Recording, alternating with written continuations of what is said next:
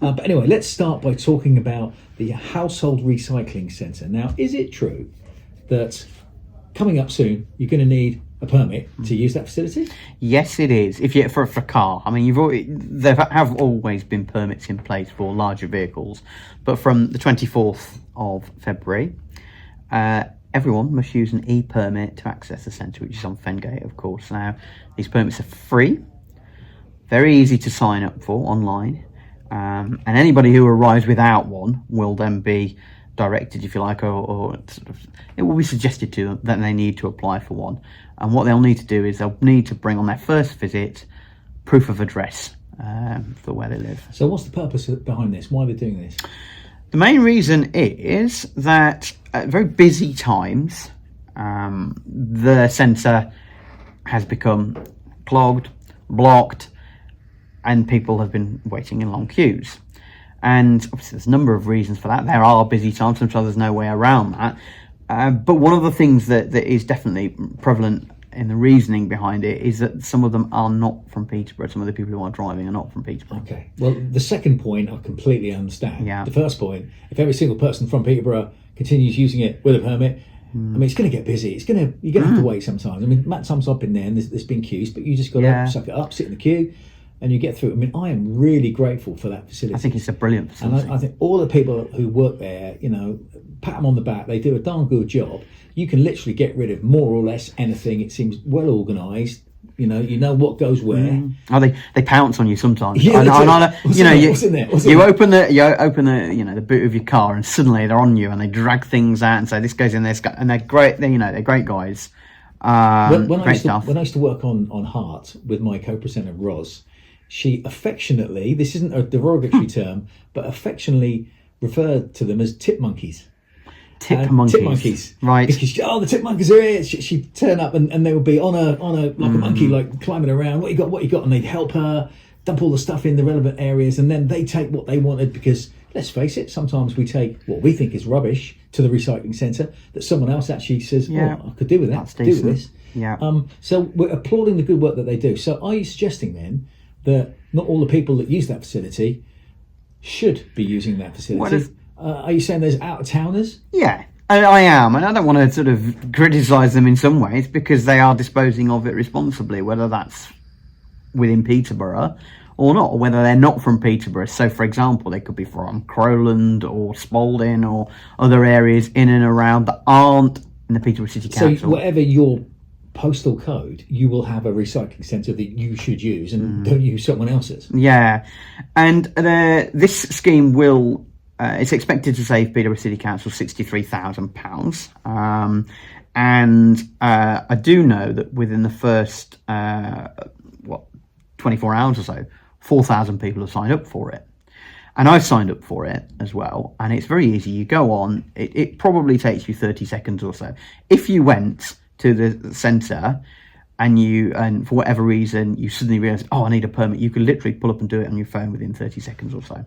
And it's not a physical, actual permit. You just have it on your phone, do you? Yeah, you'd have it on an email. As long as you've got your details, they'll be able to find you on the system. Yeah. So as long as you know what your registration plate is and your address is, they'll be able to find you on the system. How are they saying it's going to save the City Council £64,000? Because there'll be fewer people there at the times of great, Does that queuing. mean less people recycling? Is there a kind of double? They'll be perhaps, but they'll be going to the right place, won't they? They'll be going to the correct designated place. Of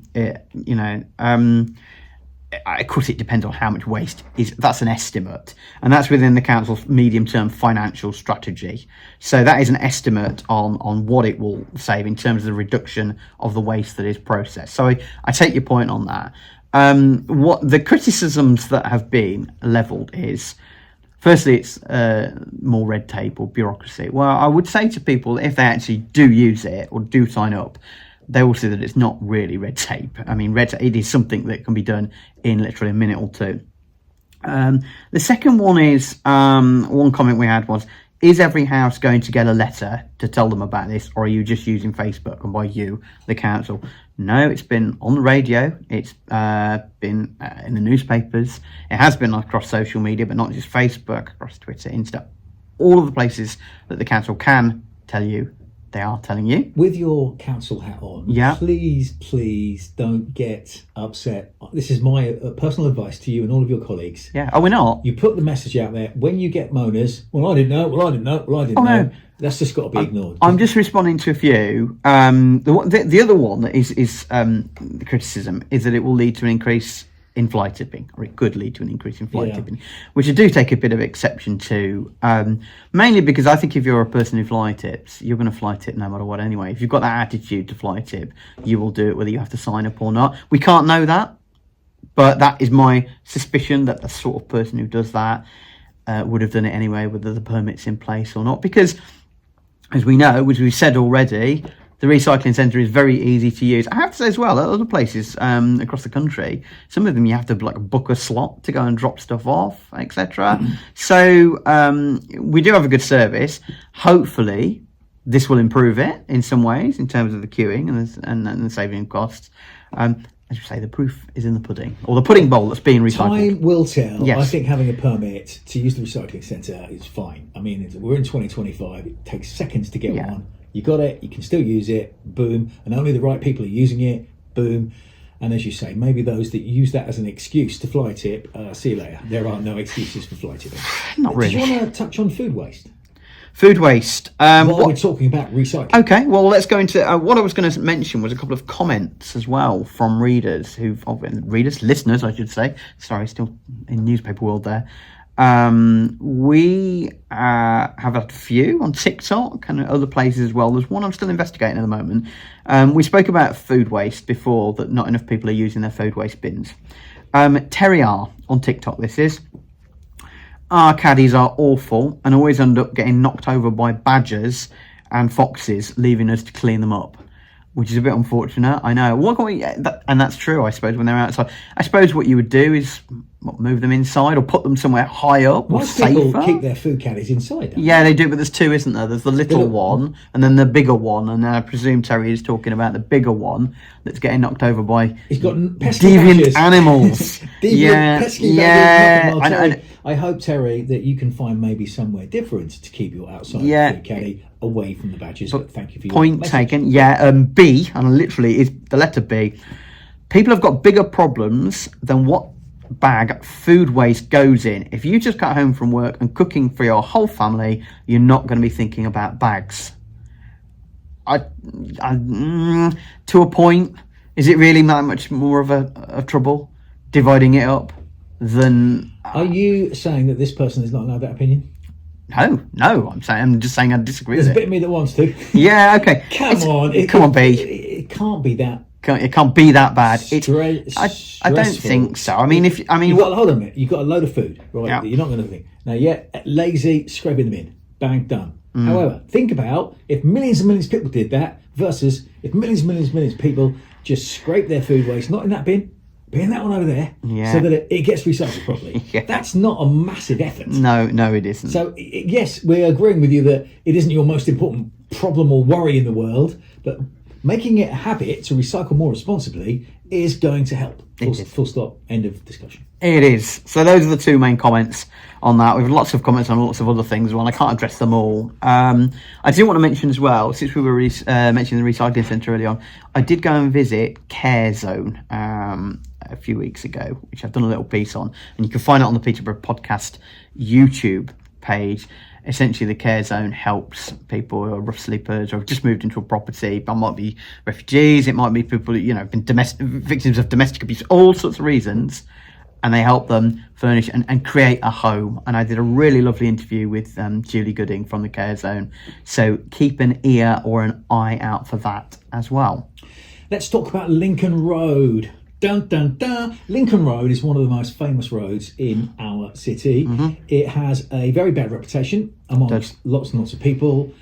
Over the years, maybe there are parts of it that are becoming a little bit unsavoury. I think you look at the current MP, the previous MP, Lincoln Road is often talked about as an area that is in desperate need of investment and improvement. So what can you share with us about Lincoln Road? Well, I sympathise with everything you've just said there. The main reason for me bringing it up is that Cabinet members, as we're recording this, are going to be asked to approve the awarding of a work contract for up to £3.5 million of regeneration on Lincoln Road. That will be approved, I'm sure. So let's move on from that. This project is going to try and deliver improvements on a designated stretch of it, which will include widened pavements on either side of the road, a new pedestrian crossing at Lincoln Road and Alma Road, the junction there, new electric vehicle charging points, and more bins, more cycle parking, and more benches. Interesting headlines. I want to just talk about the amount of money. Yeah. £3.5 million. In the context of up to what this money can achieve, I just wonder, is that a lot of money, or is that a medium-sized amount of money, or is that a small size money? It is one of, can I just say, by the way, one of 8 projects to receive that funding. There's £22.9 million from the Government Towns Fund programme as well. So can I just say, for the city? So this is £3.5 million out of 22 million that the city's getting. Yeah, 8 projects across the country. The country. Yeah. So that 3.5 is for us, and then there's another 7 from that £22.9 million. For Peterborough. Well, no, the 22.9 is not for Peterborough. Right. 3.5 of 22.9 million. Right. So Peterborough's only getting £3.5 million. Yeah. And it's all going on Lincoln Road. That part, one of 8 You're blinding projects. me with numbers now. Why is that so complex? 22. 3.5 out of 20. Yeah, no, it's anyway. Listen, it's simple. It's all on the PT if you want to read it. Irrelevant. Yeah. The point is, Lincoln Road, everybody knows, needs improvement, needs regeneration. So great. There's a pot of money. It's not going to cost us taxpayers. It's a pot of government money. Yeah. £3.5 million. My question is, how much can that do you think? Well, there's a tricky question, and I think we also need some investment from the people who live there and the businesses along there as well. Because I think if you ask most people what's needed there, and of the things I've just mentioned, the crossing, you almost certainly need, the widened pavements, I think the bins bit is very important, I would say. Big bins.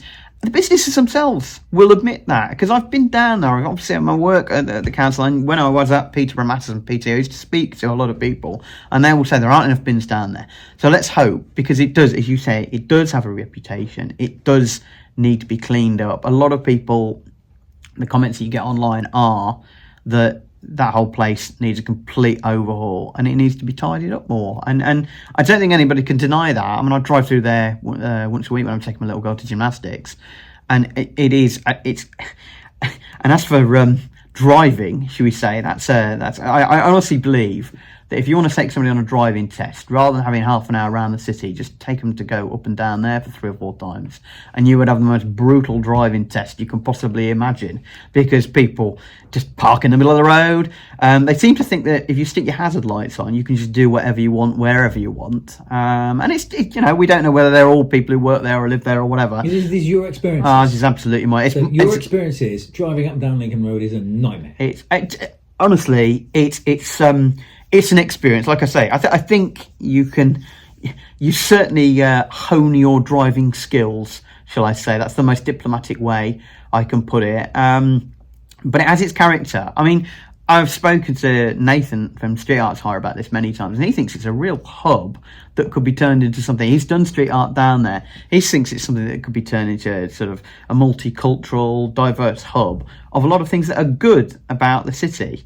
But it has been highlighted, and that's why this government funding will go towards there. And I know for a fact that there's been a lot of engagement. So this is something that they want down there. The council team has been down there, spoken to many of the businesses before this happened, and said, "What do you need?" So, so there's been research done. How we should improve this area. The money's in, and now that research, people have been listening to it, documenting it, and plans are being drawn up about physically what to do. You imagine how many different communities call that home. I mean, it's a range of diverse communities. I mean, for years, I used to love going to the Chinese restaurant on Lincoln Road. There's some fabulous restaurants. There's some Medina really nice Grill. ones. Sorry, Medina shout out Grill. for them. Yeah. Shanghai Gardens used to be my favourite restaurant for Chinese food for years and years and years. I don't venture to sort of that north side of the city because I live in a different part of the city. But wouldn't it be nice for the people who live along Lincoln Road to have a bit more pride in where they live, to see improvements made structurally and visually to the eye, and as I say, give them a bit more, pride in the area that they live in. So any injection of cash, you would imagine, is going to be positive. Absolutely, there's some great community figures down there. There's some great potential down there, and yeah, it's if it is approved, which it will be, I think I can safely say that. Councillor Angus Ellis, who's a cabinet member for Environment and Transport for the City Council, has said we would like to get spades in the ground as soon as possible. So maybe this summer we can start to see what's going to happen around there. Not just for for safety reasons as much as anything, because it is tricky down there. He admits in his quote there, Councillor Ellis, that there are issues with parking, with traffic. He describes them as a challenge, a bit of a euphemism. It's let's see what happens. Okay. So basically, widen pavements on either side of the road, new pedestrian crossing at the Lincoln Road, Alma Road junction, new EV charging points, bins, cycle, parking benches, all these things is where the money will be spent on. And let's clean up Lincoln Road a bit, and let's hope that that particular part of the city can see itself in its best possible light before. Absolutely, and it's not the only place that needs it. Of course, it isn't. And every city has areas like this, and we've got others as well. But it looks like there's positive news ahead for the area.